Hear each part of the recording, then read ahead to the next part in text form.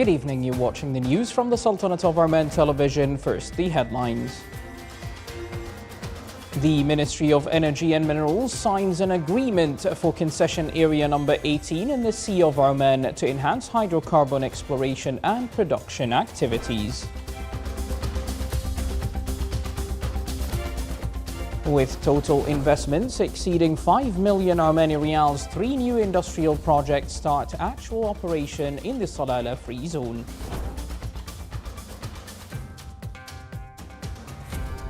And traffic movement is opened for a new part of the Sultan Turki bin Said dual carriageway project in South Al-Sharqiyya, and the foundation stone for the Sur waterfront development project is laid.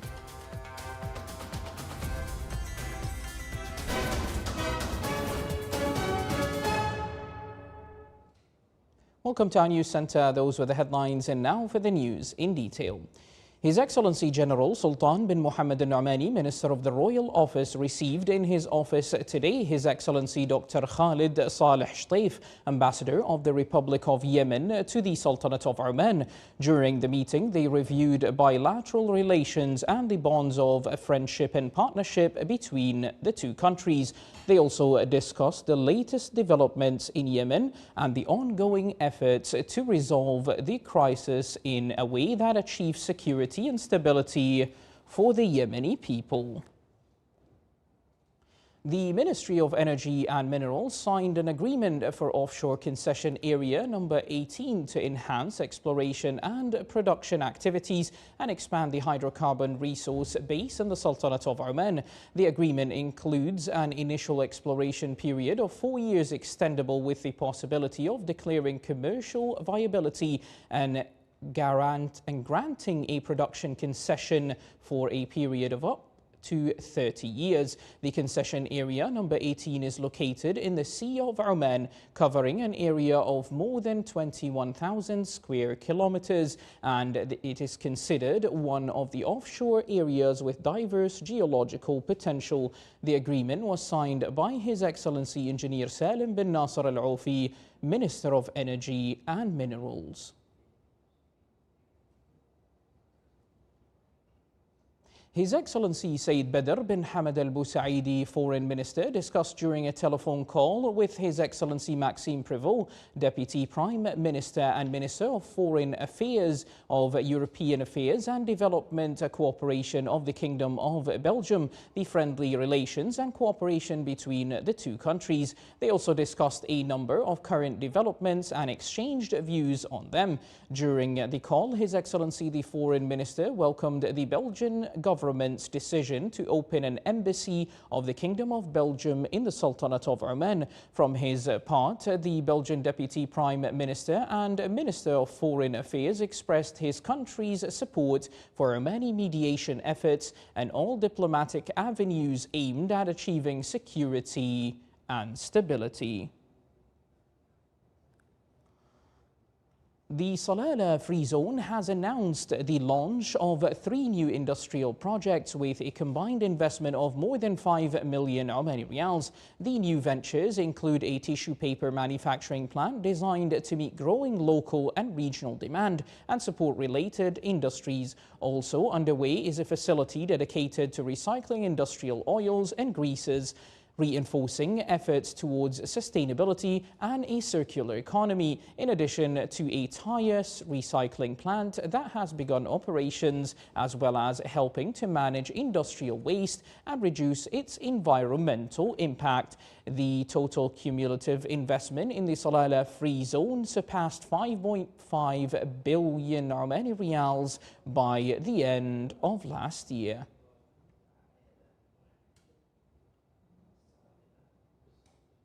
The Ministry of Transport, Communications and Information Technology opened a new part of the Sultan Turki bin Said dual carriageway project extending from the wilaya of Al-Kamil wal-Wafi to the wilaya of Sur with a length of 9 kilometers from Al-Falij area to Al-Rafsa area in the wilaya of Sur.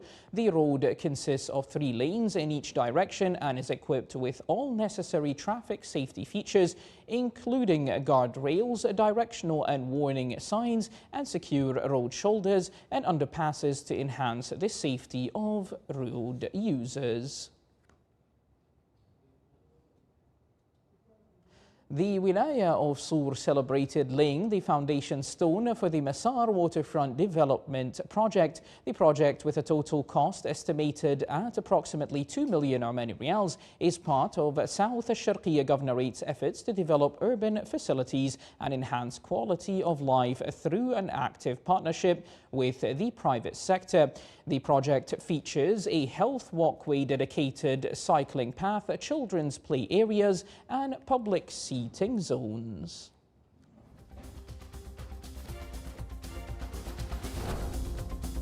Still to come in our news bulletin. The Sultanate of Oman marks World Radio Day with a dialogue session titled Radio and Artificial Intelligence.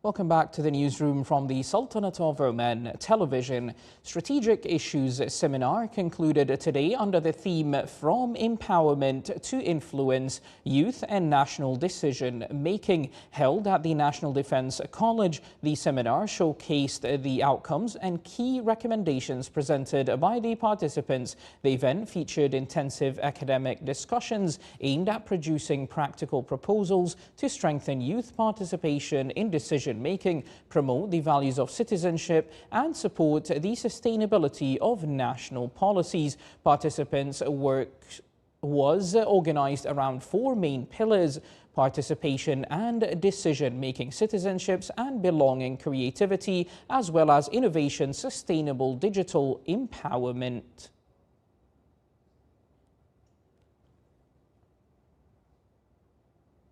Firefighting teams from the Civil Defence and Ambulance Authority CDAA in Al-Dakhiliyya Governorate, supported by the police aviation, dealt with an extensive operation to contain large fire in Ras Al-Harq area in the wilaya of Al-Hamra. The blaze, which broke out yesterday evening, has spread through dense grass and woodland, prompting a significant emergency response. As the CDAA tackles the fire, crews have remained on site throughout the night and into today despite the challenging terrain. The collaboration with the police aviation has been crucial in reaching difficult areas of the mountainous landscape. Efforts to fully extinguish the flames and prevent further spread to surrounding environment are going on as authorities work tirelessly to bring the situation under control.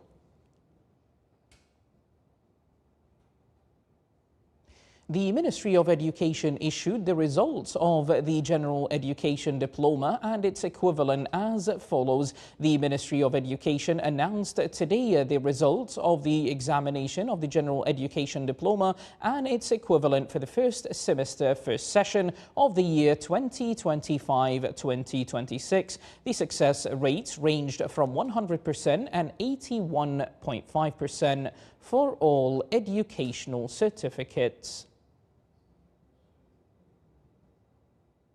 All the best to the General Education Diploma students. The Research and Innovation Authority organized a workshop to discuss governance in the fields of biotechnology.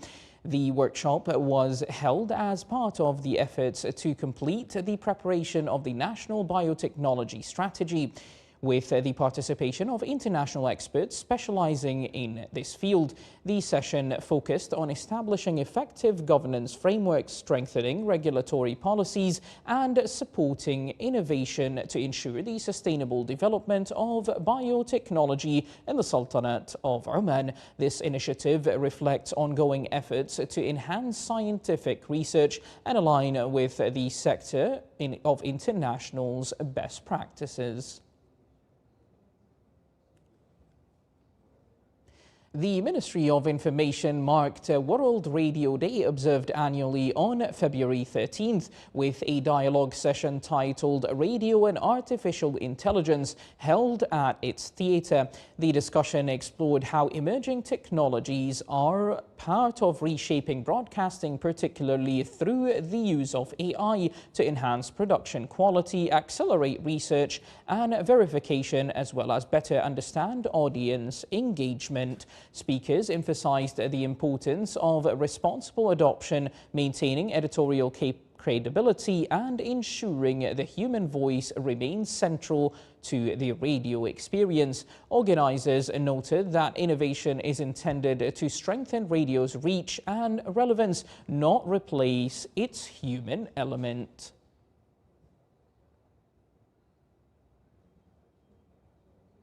Sultan Qaboos University, in cooperation with the International Cooperation Office, organized Cultures Festival with wide participation from the university students of various nationalities. Here's more in this report. In a vibrant and colorful scene, cultures from around the world came together under one roof at Sultan Qaboos University during the Cultures Festival, an event aimed at promoting cultural exchange and strengthening the values of understanding and coexistence among different communities. I want to tell you about traditional Russian dish. Is it halviyat? It's made of butter, eggs, milk. Usually we eat it with honey, sour cream. It's very, very tasty. I recommend you. This item that I hold in my hand, it calls hadak. We welcome our guests with this item, and it symbolizes the prosperity and a white road. It means the road with fulfillment of prosperity and blessings. With the participation of 12 countries, the festival showcased a rich variety of traditions, social customs, and cultural heritage, alongside displays of traditional cuisine representing each nation. I am from Kazan, Tatarstan, which is the big republic in Russia, in Russian Federation, with its own culture, own language, and of course, own food. It is very important to remember about your culture. It doesn't matter where you are in Oman, maybe in Saudi, maybe in America. You need to learn your language and also know about your culture. The events is very, very nice. It is actually contain a lot of countries, and they are very nice. They explain their culture, and they are very kind. They have a lot of things that we can learn about. This initiative comes as part of Sultan Qaboos University's ongoing efforts to promote cultural openness and strengthen interaction between international and local students, contributing to a diverse academic environment rich in cultural experiences. In Sultan Qaboos University, the Cultures event brought together 12 countries presenting their cultures, promoting peace, coexistence among nations. رقية راشد الخضيري, Sultanate of Oman Television, Muscat. Thank you, Ruqayya Dhufar. A university has launched the first international conference on English studies held under the patronage of His Excellency retired Minister Yusuf bin Alawi bin Abdullah. The event brings together scholars to explore English studies in the age of artificial intelligence. Here's a report. Dhufar University has launched its first international conference on English studies, bringing together scholars and experts to explore the future of language education, literature, and translation in the age of artificial intelligence. This international conference was designed with one intention and one intention only: resolve current challenges in the field of education. I'm referring to K through 12 or higher education. This conference has 3 streams: language, translation, and literature. The conference provides a platform for researchers, educators, students and professionals to discuss how AI is transforming language teaching, literary analysis and modern translation practices, while also addressing key issues such as translations ethics and academic integrity. I'm very thrilled to be here amongst my colleagues in Dhofar University, which is gathering together scholars from more than 20 countries, tackling the issue of artificial intelligence and trying to integrate that into our education system, which is the focus of our government. The program features keynote sessions and specialized workshops offering practical training in innovative teaching tools and modern classroom strategies. A key highlight of ICES 2026 was the inspiring keynote by Professor Rod Ellis, whose thought-provoking insights offered a timely vision for English language education in the era of AI, strongly resonating with participants. As a student at Dhofar University, I am really honored to be part of the first International English Language Conference and Studies. With this opportunity, I inspired to learn. I'm really thankful to be part of such a conference because I am going to be among a lot of scholars who are going to help me and aspire me to learn more. The pillars of Dhofar University's mission is to engage actively with the community. And this conference has attracted tens of school teachers, as well as high school students and school supervisors. We expect a great outcome, and we expect people to collaborate, start meaningful collaborations to further enhance the education in the country. Then we do need to think about... Research papers cover diverse themes from AI-supported writing to comparison between human and machine-generated translation, alongside literary discussions of identity and social change. ICES 2026 reflects Dhofar University's commitment to academic excellence and global scholarly dialogue. The conference reflects Oman's commitment to knowledge, research and academic partnership. From Dhofar University here in Salalah, Governorate of Dhofar, I'm Abdullah bin Ahmed Al-Rubi'i, Sultanate of Oman Television. Thank you, Abdullah. To strengthen digital sovereignty and accelerate Oman's digital transformation, Omantel held a ceremony yesterday to launch OTech Company. The ceremony was presided over by His Excellency Abdulsalam bin Mohammed Al-Murshidi, President of the Oman Investment Authority. Here is more in this report. At a time when digital transformation is reshaping economies worldwide, the Sultanate of Oman has taken a new step in its digital transformation journey with the launch of OTech, a unified provider of advanced technologies and digital solutions. OTech is created as a platform to enable Omani startup companies to develop applications, use cases on AI, cybersecurity, and system integration. So OTech will be the platform. It will support the digital ecosystem. It will also support the Omani startups. By consolidating digital assets under one framework, OTech Company seeks to enhance efficiency, ensure secure and compliant services, and build specialized national expertise in emerging technologies. OTech is a national champion to drive digital transformation of Oman and to contribute to the digital economy, hence to the GDP. And as per the Vision 2040, we should be contributing around 10% by 2040. And OTech has that KPI within it.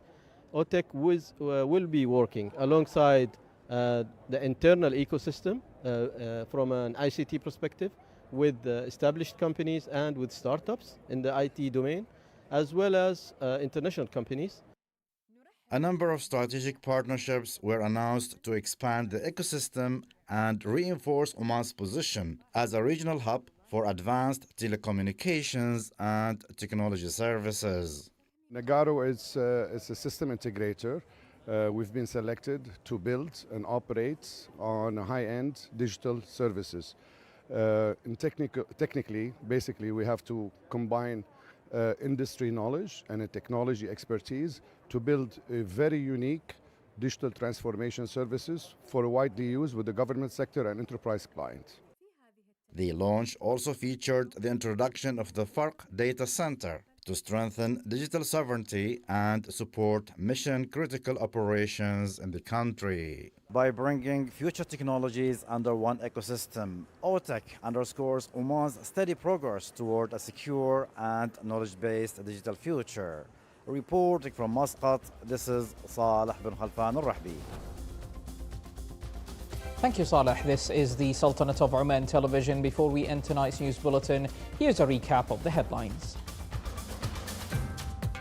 The Ministry of Energy and Minerals signs an agreement for concession area number 18 in the Sea of Oman to enhance hydrocarbon exploration and production activities.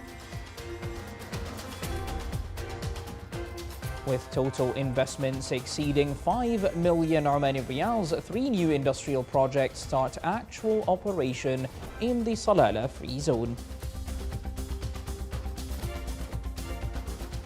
And traffic movement is opened for a new part of the Sultan Turki bin Said dual carriageway project in South Al-Sharqiyya, and the foundation stone for the Sur waterfront development project is laid. With that, we do come to the end of tonight's news bulletin. From all of us here at the newsroom and the studios, it is good night and stay safe.